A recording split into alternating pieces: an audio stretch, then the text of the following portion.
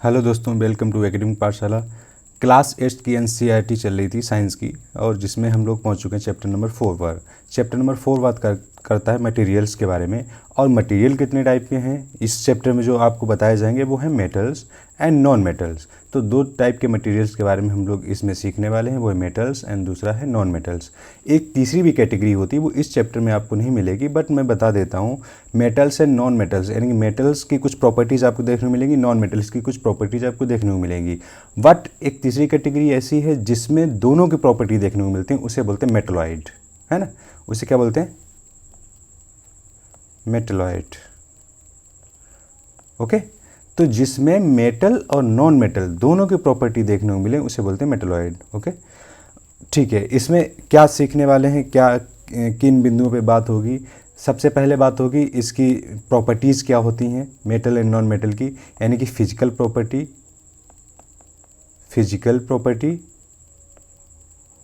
And chemical property.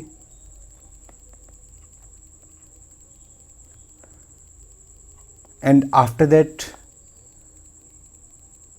इसमें एक आएगा आपका डिस्प्लेसमेंट रिएक्शन, मतलब डिस्प्लेसमेंट रिएक्शन के बारे में इस चैप्टर में आप लोग सीखेंगे, है ना। एंड लास्ट में आएगा use of metal and non metal. Actually ये मैं ओवरव्यू इसलिए दे रहा हूँ, कुछ स्टूडेंट ने सजेस्ट किया मैसेज के थ्रू कि सर अगर आप चैप्टर का पहले कुछ पॉइंट्स डिस्क्राइब कर देते हैं कि इसमें क्या होने वाला है, जैसे आप वैसे भी टाइटल डिस्क्राइब करते हैं, अगर थोड़ा सा और एलेबोरेट कर देते हैं तो थोड़ा बहुत अच्छा हो जाएगा समझने के लिए। और कुछ बच्चों की ये भी शिकायत थी कि सर लेक्चर लंबा हो जाता है। एक्चुअली जब आपको डिफरेंट टाइप के एग्जाम्पल्स देके समझाता हूँ तो लेक्चर लंबा हो ही जाता है ना। और अगर आप थोड़ा पैसेंस बना के रखेंगे तो आप चैप्टर को समझ पाएंगे, है ना। एक ब्रॉड व्यू तैयार होगा। तो प्लीज़ पैसेंस बना के रखें, आपको कुछ नया ही सीखने को मिलेगा और कुछ नया, बहुत सारी नई डायमेंशंस आपको सीखने को मिलेगी।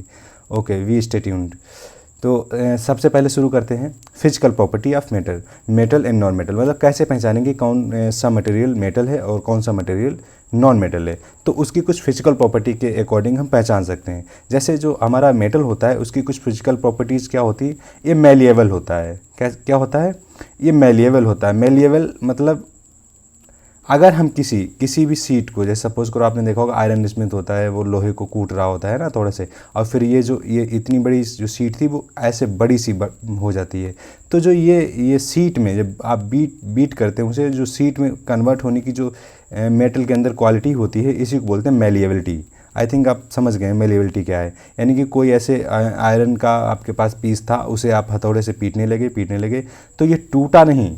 ये क्या हुआ? ये इसका जो शेप है वो चेंज होने लगा, यानी कि और ऐसे चौड़ा होने लगा। तो ये जो कूटने पर ये साइज़ बदलने की, यानी कि कह सकते हो कि जो ब्रॉड होने की या सीट में कन्वर्ट होने की जो क्वालिटी है, इसे बोलते हैं मेलिएबल या मेलिएबिलिटी। ओके, तो ये मेटल की स्पेशल क्वालिटी है। उसको पीटने पर वो सीट के रूप में चेंज हो जाता है। और जबकि नॉन मेटल को अगर आप कूटते हो थोड़े से तो क्या होता है? वो टूट जाता है। ओके, तो ये थोड़ा सा डिफरेंस है, आपको समझ लेना चाहिए। Okay, and the other second property इसकी क्या है? वो है डक्टिलिटी, है ना। डक्टिलिटी क्या होती है एक्चुअली? जब किसी भी मटेरियल को आप एकदम से पतला करके वायर के रूप में चेंज कर सकते हैं, तो इस प्रॉपर्टी को बोलते हैं हम डक्टिलिटी। और ऐसा कर सकते हैं सिर्फ मेटल के साथ। किसके साथ? मेटल्स के साथ। तो मेटल्स की एक नेक्स्ट प्रॉपर्टी क्या आ गई? डक्टिलिटी। ऐसा हम नॉन मेटल के साथ नहीं कर सकते हैं, बिकॉज अगर हम उन्हें कूटते हैं, मतलब पीटते हैं, है ना, थोड़े से, तो क्या होता है आप जानते हैं, टूट जाते हैं, वो सीट में कन्वर्ट नहीं होते हैं। दैट्स वाई वो डक्टाइल भी नहीं है ना।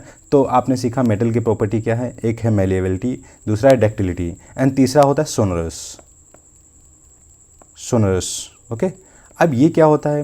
जैसे आपने देखा हो कि स्कूल वगैरह में आप देखते हैं वेल बजाई जाती है ना, तो वेल से आवाज़ आती है ना, टन टन टन टन, कुछ समथिंग ऐसे रिंगिंग टाइप जो नॉइस आती है, उसको, उस क्वालिटी को बोलते हैं हम सोनरस। और ऐसा अगर हम किसी लकड़ी को पीटें तो टन टन टन की आवाज़ नहीं आएगी, रिंगिंग टाइप नॉइस नहीं आएगी, साउंड नहीं आएगा। तो मतलब कह सकते हैं क्या कि sonorous is the property of metal, है ना। और सोनरस क्या है? जब भी मेटल को आप वीट करोगे तो वो रिंगिंग साउंड प्रोवाइड करेगा। Okay, but non metal ringing sound provide नहीं कर सकता है। The third property of metal is sonorous. First is malleability, second is ductility and third is sonorous. And the fourth is lustrous, मतलब जो metals होते हैं वो चमकीले होते हैं, मतलब भद्दे दिखने में नहीं होंगे, है ना। वो अलग बात है कि उनमें क्या हो कि कुछ केमिकल रिएक्शंस हो जाएं, आफ्टर दैट वो आपको भद्दे दिखने लगें, लेकिन वैसे कैसे होते हैं, लस्ट्रस होते हैं, चमकीले होते हैं। तो आपने देख लिया कि मेलिएबल एक क्वालिटी थी, डक्टाइल थी, सोनरस थी और लस्टर थी। लस्टर का भी मतलब आप समझ चुके हैं। और ये हार्ड, ये दोनों में है, मतलब आपका नॉन मेटल भी हार्ड होता है और मेटल भी हार्ड होता है ना। बट मेटल जो है वो कुछ ज़्यादा हार्ड होता है। अब कुछ मेटल ऐसे भी हैं जो बहुत कम हार्ड हैं, जिन्हें नाइफ वगैरह से भी काट सकते हैं हम लोग, है ना, वो अलग बात है। लेकिन हाँ, ये प्रॉपर्टी में आप समझ सकते हैं कि ये जो मेटल की प्रॉपर्टी क्या है, फिजिकल प्रॉपर्टी की बात चल रही है। हार्ड होते हैं, लस्टर होते हैं, मेरिएबल होते हैं, डक्टाइल होते हैं, सोनरस होते हैं और good conductor of heat and electricity होते हैं। शायद इसीलिए हम इनको जो बर्तन होते हैं ना खाना पकाने वाले, उसमें यूज़ करते हैं मेटल्स का, है ना। अभी आप देखेंगे जो यूज़ वाला टॉपिक आएगा उसमें सीखेंगे। अब जैसे वायर वगैरह है, इसी प्रॉपर्टी की वजह से हम उसका बना पाते हैं, यानी कि डक्टिलिटी जो है वो इसी प्रॉपर्टी की वजह से यूज़ कर पाते हैं, है ना। अगर डक्टाइल होता, गुड कंडक्टर ऑफ हीट या फिर गुड कंडक्टर ऑफ इलेक्ट्रिसिटी नहीं होता, तो हम वायर बना के इलेक्ट्रिसिटी को अब इधर से उधर नहीं ले जा सकते थे, है ना। तो ये भी एक इसकी फिजिकल प्रॉपर्टी है। अब नॉन मेटल की वही इसके जस्ट अपोजिट कर दीजिए, ये सोनरस नहीं होता है, ये poor conductor of heat and electricity होता है, और ये अगर इसको वीट किया जाए तो ये पाउडर में कन्वर्ट हो जाता है, ओके, मतलब हम हैमर से अगर इसे वीट किया जाए। ये soft and dull in appearance होता है ना। जैसे वुड है, वुड आपको लगती हार्ड है लेकिन वो सॉफ्ट होती है in comparison to metal, okay, ठीक है। तो आपने फिजिकल प्रॉपर्टीज़ दोनों की समझ ली, मेटल एंड नॉन मेटल की फिजिकल प्रॉपर्टीज़ क्या हैं, ओके।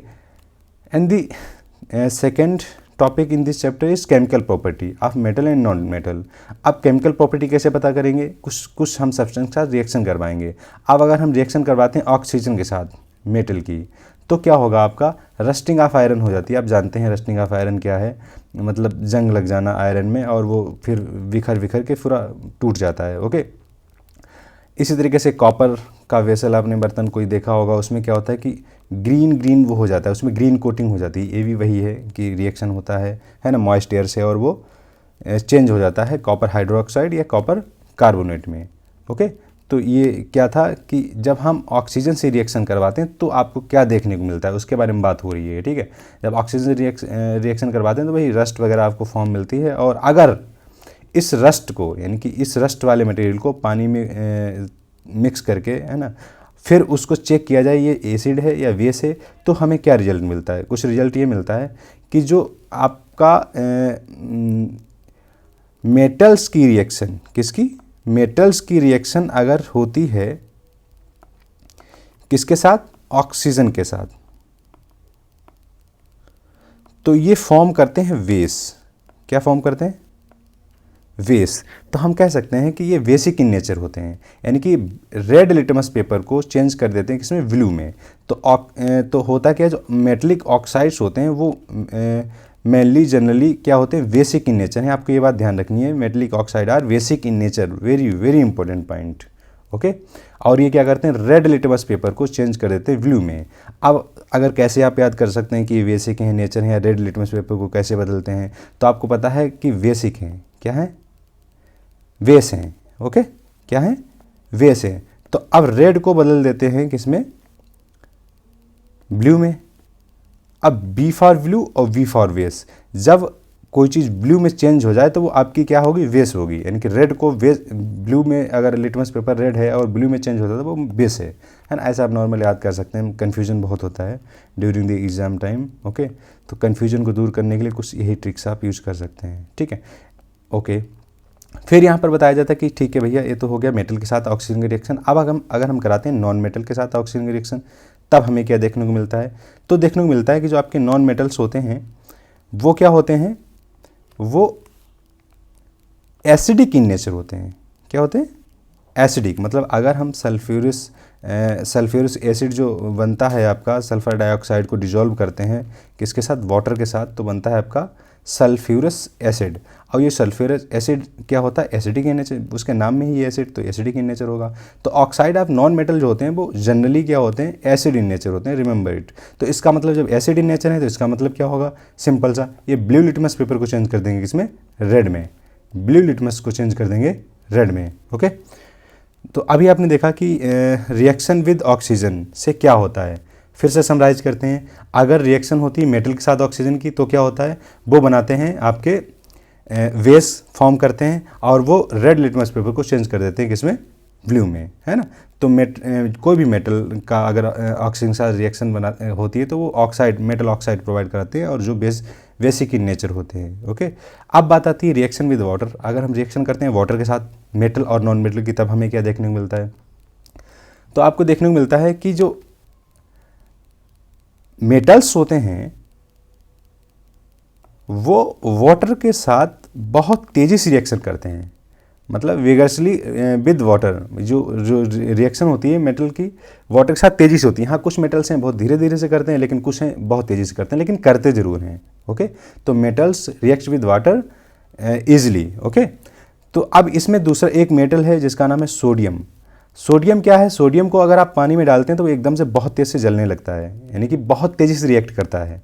तो वैसे तो पानी में डालने से हर चीज़, पानी किसी में डाल दो आग जल रही है तो बुझ जाती है, बट अगर सोडियम को डालते हैं तो जैसे सपोज़ करो ये आपके पास टम्बलर है और इसमें कुछ आपने पानी भर रखा है और इसमें आप थोड़ा सा सोडियम डालते हैं तो ये पानी गर्म हो जाएगा और ये टम्बलर भी हीट अप हो जाएगा। ओके, तो इससे ये पता चलता है कि सोडियम जो है पानी के साथ बहुत तेज़ी से रिएक्शन करता है।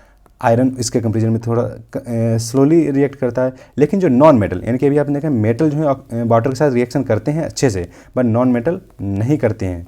बट ये एयर के साथ रिएक्टिव होते हैं और एयर के साथ बहुत ज़्यादा रिएक्टिव होते हैं नॉन मेटल्स। अब उसी में एक आता है आपका फॉस्फोरस, जिसको पानी में डुबो कर रखा जाता है। क्यों? क्योंकि भैया अगर इसको ओपन एटमॉस्फेयर में रखेंगे तो ये आग पकड़ लेगा, आग लग जाएगी। तो अगर आपसे पूछा जाए कौन सा वो नॉन मेटल है जिसको ओपन, यानी कि ओपन एटमॉस्फेयर में रखते हैं, एक्सपोज एयर में रखते हैं तो उसमें आग लग जाती है और इसीलिए उसको वाटर में स्टोर करते हैं, तो वो है आपका फॉस्फोरस। ऐसे ही आपका ये सोडियम है, सोडियम को कैरोसिन, किसमें, कैरोसिन ऑयल में डुबो के रखते हैं ताकि आग ना पकड़े, क्योंकि वाटर में रखेंगे तब भी आग पकड़ लेगा, ओपन में रखेंगे तब भी ये रिएक्ट करेगा क्योंकि मॉइस्चर होता है एयर में। ओके, तो इसलिए इसको कैरोसिन ऑयल में डुबो कर रखते हैं। पूछा जाए किस मेटल को कैरोसिन ऑयल में डुबो कर रखते हैं ताकि वो रिएक्ट ना करे या फिर आग ना लग जाए, वो है सोडियम। और किस नॉन मेटल को स्टोर करके रखते हैं वाटर में, वो है फॉस्फोरस। आई थिंक ये गॉड की कैसे रिएक्ट करते हैं मेटल और नॉन मेटल वाटर के साथ। मेटल तेज़ी से रिएक्ट करते हैं, कुछ मेटल जैसे कि सोडियम बहुत तेज़ी से, आयरन थोड़ा स्लोली, मतलब मेटल रिएक्ट करते हैं वाटर के साथ, नॉन मेटल नहीं करते हैं। ओके, नॉन मेटल करते हैं रिएक्ट किसके साथ, एयर के साथ। ओके, ठीक है, अब आगे बढ़ते हैं। Reaction with acid. अभी आपने देखा reaction with oxygen, reaction with water, and the third one is reaction with acid. अब एसिड के साथ अगर रिएक्शन कराते हैं तो क्या हमें मिलता है, कुछ बहुत मज़ेदार मिलने वाला है। जैसे मेटल को अगर हम रिएक्ट कराते हैं किसके साथ, एसिड के साथ, तो हमें क्या मिलता है, हाइड्रोजन गैस। क्या मिलती है, हाइड्रोजन गैस। और अगर हम उसमें जैसे सपोज करिए कि आपने ये टम्बलर है, इसमें कुछ एसिड डाल रखा है, ये एसिड आपने फिल कर रखा है, और कुछ आप मेटल, कोई भी मेटल जैसे सपोज आयरन या फिर कॉपर या कुछ भी है ना, आप इसमें डालते हैं और टम्बलर ऐसे पूरा पैक्ड है, बस थोड़ी सी ओपनिंग है यहाँ पर। ओके, और यहाँ से कुछ गैस निकलती है। ये आप जैसे ही आप इसमें मेटल डाले किसमें, एसिड में, और कुछ गैस यहाँ से निकलती है। अगर यहाँ पर आप मैच स्टिक या फिर कुछ भी कैंडल वगैरह, जलती हुई कैंडल लगाते हैं तो आपको पॉपअप की आवाज़ सुनाई देगी। जैसे जैसे आपने देखा हो ना कि पिट पिट करके कुछ जलने की आवाज़ सुनाई देगी, है ना। ये क्यों सुनाई देती है, क्यों, क्योंकि जब भी मेटल रिएक्ट करते हैं एसिड के साथ तो वो प्रोड्यूस करते हैं हाइड्रोजन। क्या प्रोड्यूस करते हैं, हाइड्रोजन। और हाइड्रोजन जो है वो फ्लेमेबल गैस है। ओके, इसीलिए जो पॉपअप की आवाज़ आपको सुनाई देती है। वहीं अगर बात की जाए आपकी नॉन मेटल की, तो क्या प्रोवाइड करते हैं वो आपको। अब जैसे कॉपर बताया गया कि कॉपर क्या है, किसी के साथ रिएक्ट करता है, किसी के साथ कम रिएक्ट करता है। ओके, ठीक है, बट यहाँ पर एक चीज़ और ध्यान रखनी है, जो नॉन मेटल है ना वो रिएक्ट ही नहीं करते हैं एसिड के साथ, बट मेटल रिएक्ट करते हैं और वो प्रोवाइड करते हैं आपको हाइड्रोजन, और पॉपअप की साउंड आती है जब आप उसमें जलता हुआ कैंडल वगैरह लगाते हैं। ठीक है, आई थिंक यू गॉट कि मेटल्स रिएक्ट करते हैं एसिड के साथ, नॉन मेटल्स रिएक्ट नहीं करते हैं एसिड के साथ। ओके, अब बात करते हैं रिएक्शन विद बेस। फिर से वही बात है कि अगर मेटल्स रिएक्ट करते हैं बेस के साथ तो हाइड्रोजन गैस फिर से प्रोवाइड करते हैं और पॉप की साउंड आएगी, है ना। जैसे कि मैंने बताया था पिछले भी एग्जांपल में कि अगर उसको थोड़ा सा ओपन रखते हैं और फिर वो रिएक्ट करता है, फिर कुछ गैस निकलती है और फिर वो उसमें जलता हुआ कैंडल लगाओ, फिर पॉपअप की आवाज़ आती है, नहीं जलने की है, कुछ पिट पिट यानी गैस निकलती है, वो जलने की आवाज़ आती है, ठीक है। अब भाई नॉन मेटल हैं, नॉन मेटल बेस के साथ जो रिएक्शन होते हैं बहुत ही इनका कम्प्लेक्स रिएक्शन है, मतलब बहुत ही, आप फर्दर क्लासेस में सीखेंगे 1 बाय 1 रिएक्शन, बट अब यहाँ पे समझ लीजिए कि नॉन मेटल जब रिएक्ट करते हैं बेस के साथ तो कॉम्प्लेक्स रिएक्शन करते हैं, ओके। अब the next one is displacement. अब डिस्प्लेसमेंट रिएक्शन क्या होती है, ये थोड़ा सा एग्जांपल देके समझ लेते हैं। सपोज करिए कि आप दो दोस्त हैं, ए और बी, ये आपस में दोस्त हैं। अब क्या होता है, कोई तीसरा व्यक्ति सपोज करिए आ गया सी। अब सी ने क्या किया, सी ज़्यादा रिएक्टिव है किससे, ए से। अब सी क्या करेगा, ए को रिप्लेस कर देगा और अपनी दोस्ती कर लेगा बी के साथ। अब क्या हो जाएगा, बी और सी रह जाएंगे और ए अलग हट गया, है ना। जैसे आप नॉर्मली भी देखते हैं कि आप दो दोस्त हैं, सपोज करो एक का नाम है रितु और एक का नाम है करण, वो आपस में दोस्त हैं, ठीक है। रितु और करण आपस में दोस्त हैं। होता क्या है, एक तीसरा पर्सन एंट्री करता है जिसका नाम है आकाश, जस्ट समझने के लिए है ना, इसको पर्सनली नहीं लेना है आपको। अब तीसरा पर्सन आता है आकाश। आकाश जो है वो करण से ज़्यादा एक्टिव है, ज़्यादा रिएक्टिव है, ज़्यादा इंटेलिजेंट है ना। मतलब वो हर चीज़ को एक अलग अंदाज से करता है, तो इसका मतलब वो अच्छे से, अगर हम केमिस्ट्री की लैंग्वेज में कहें तो वो मोर रिएक्टिव है देन करण। अब जब मोर रिएक्टिव है तो सिंपल सी बात है कि आकाश जो है वो करण को रिप्लेस कर देगा। आकाश क्या करेगा, करण को रिप्लेस कर देगा। अब रितु की जो दोस्ती है वो किसके साथ हो जाएगी, वो हो जाएगी आकाश के साथ। अब करण बेचारा अकेला रह गया। तो इसी जो आपने ये देखा, मैंने इस एग्जाम्पल के थ्रू समझाया है कि कैसे रिएक्शन होती है, यही है आपकी डिस्प्लेसमेंट रिएक्शन। अब इसमें क्या होता है, दो आपके मटेरियल्स होते हैं, वो जो मोर रिएक्टिव होता है वो लेस रिएक्टिव को रिप्लेस कर देता है। कैसे, जैसे समझिए ये क्या है, कॉपर सल्फेट है और ये जिंक है। अब इसमें क्या है कि इन दोनों की दोस्ती है, कॉपर और सल्फेट की दोस्ती है। अब अगर जिंक इनसे ज़्यादा, इन दो में से किसी से भी ज़्यादा रिएक्टिव हुआ तो फिर जो कम रिएक्टिव वाले को रिमूव कर देगा। और जिंक रिएक्टिव है किससे, कॉपर से ज़्यादा रिएक्टिव होता है, तो क्या करेगा, जिंक कॉपर को हटा देगा और अपनी दोस्ती कर लेगा किसके साथ, SO4 के साथ, यानी कि सल्फेट के साथ। तो क्या बन जाएगा, जिंक सल्फेट। देखिए क्या बन गया, जिंक सल्फेट, और कॉपर बेचारा अकेला रह गया, है ना। ठीक है, अब वो गाना गाएगा, ठीक है, गाने दो से हम लोग चैप्टर करते हैं। तो आपने समझ लिया कि डिस्प्लेसमेंट रिएक्शन क्या है, बस इतनी सी बात थी। ये थी डिस्प्लेसमेंट रिएक्शन। अब समझते हैं यूज़ क्या है मेटल्स और नॉन मेटल्स के। सिंपल सा है, आप जानते हैं मेटल्स का क्या यूज़ है हमारी लाइफ में। मशीनरी, बहुत सारी मशीन्स वगैरह बनी होती हैं, ऑटोमोबाइल्स, गाड़ी, ये सब चलाते हैं आप लोग, है ना। और आपने देखी भी हैं रोड पे, मतलब कुल मिला के आप जानते हैं कि मेटल का क्या यूज़ है।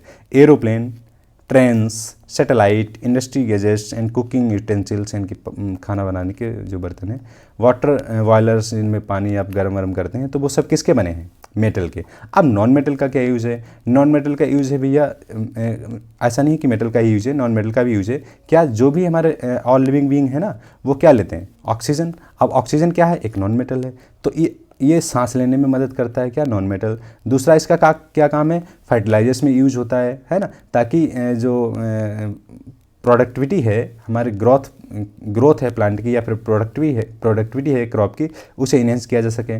दूसरा वाटर प्यूरिफिकेशन में यूज होता है। तीसरा यूज होता है जो एंटीसेप्टिक यूज होता है ना। आप देखते हैं कि आपके चोट लगी अचानक से, फिर डॉक्टर कुछ जो है पर्पल कलर का कुछ सलूशन लगाते हैं, और वो एक्चुअली उसमें मिला होता है आपका क्या, नॉन मेटल, ठीक है। और दूसरा ये क्रैकर्स, जो आप पटाखे और ये सब जलाते हैं, उनमें भी यूज होता है नॉन मेटल का।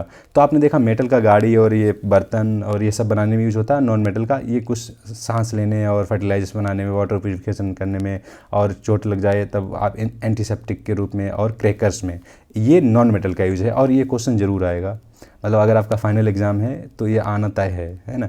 कॉम्पिटिटिव एग्जाम में इतना बहुत बड़ा रोल नहीं है इस सेक्शन का। हाँ, ये पूछा जा सकता है कि नॉन मेटल का क्या यूज है। हाँ, ये हो सकता है कि क्या जैसे 4 ऑप्शन दिए हैं और कह दिया गया कि 1 2 3 4 सही है, 2 3 4 सही है ना, 1 एंड 2 सही है, 1 एंड 4 सही है, ऐसे करके। तो उसमें एक ऑप्शन अगर हुआ कि हम लोग नॉन मेटल को सांस लेने में यूज करते हैं, तो बहुत सारे सोचेंगे नॉन मेटल मटेरियल होता है, मतलब कुछ सॉलिड होगा, तो सांस कैसे ले लेंगे। तो यहाँ पे ऐसे आपको फंसाया जा सकता है जब स्टेटमेंट टाइप का क्वेश्चन होगा कम्पिटिटिव एग्जाम्स में। बाकी कम्पिटिटिव एग्जाम्स के पॉइंट ऑफ व्यू से ये रिएक्शन इंपॉर्टेंट है, डिस्प्लेसमेंट रिएक्शन क्या है, या फिर कोई रिएक्शन दे दी तो पूछ लेंगे कि इसमें कौन सी रिएक्शन हुई है, डिस्प्लेसमेंट हुई है कि कौन सी हुई है, और बहुत सारी रिएक्शन होती है, वो हम नेक्स्ट फर्दर क्लासेस में आपको बताएंगे बहुत डिटेल से। तो यही आपको याद रखना है कि अब जो कम्पिटिटिव एग्जाम वाले हैं कि कौन सा एसिड की नेचर होता है, कौन सा बेसिक in नेचर होता है, तो ओके।